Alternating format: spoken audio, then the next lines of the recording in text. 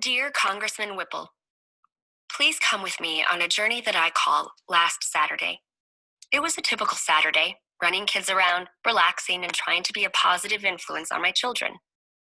The day started when my 2-year-old awoke at 6 a.m. Wanting to sleep in for just a little while longer, I allowed her to watch cartoons on the small TV in my room. When I woke up, I began watching the cartoons with her. In just a few minutes, I saw 15 to 20 acts of violence. Did you know that by the time the average American child finishes elementary school, he or she will have seen 8,000 murders on television? When my daughter goes to kindergarten and is sent home from school for fighting, how can I be surprised? She is already very familiar with the violence at age 2. After breakfast, we left to attend my teenage son's baseball tournament. The trip was a slap in the face. In the 20-mile drive down the interstate, we saw many inappropriate billboards. For 30 minutes, my children were hammered with countless images and messages of indecency. Like an umbrella in a rainstorm, I try to shelter my children from images like these. After the tournament, we took another route home, but the view was the same. While I made dinner, the 2 teenagers in my house went to their bedrooms to relax, and my 2-year-old played with her toys. When I checked on each of them, I was shocked. My toddler had made a gun with her fingers. She was running around, pointing at each of her stuffed animals and making shooting sounds. We do not own a gun, and we have never modeled this behavior. Where did she get this from?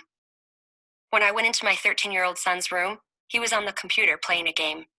The entire goal of the game was to kill others in a very bloody fashion. With a wide choice of weapons, he earned extra points for making the kill especially grotesque.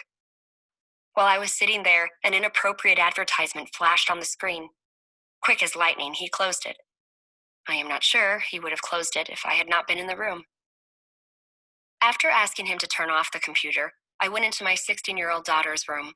She was sitting on her bed, flipping through a teen magazine. I was relieved she wasn't on the computer, but the magazine was almost as bad. When she got up to come to dinner, she laid the magazine on the bed. The advertisement she was looking at had a model who couldn't have weighed more than 90 pounds. Will she think this is how her body should look? We ate dinner as a family, then decided to watch television together. Turning on a station that had family in the name, we felt sure we would find a show that would provide a good example for our kids and keep them entertained. Oh boy, were we wrong. We had to turn off the TV within 15 minutes because of indecent messages. Sir, I am not an overprotective parent. I certainly do not want my children to be locked away like Rapunzel in her tower, but I am unable to shield them from the inappropriate messages bombarding them. When will our government realize that enough is enough? We need to regulate these messages and not allow companies to warp the minds of our youth. In the interest of our children, I urge you to take a stand.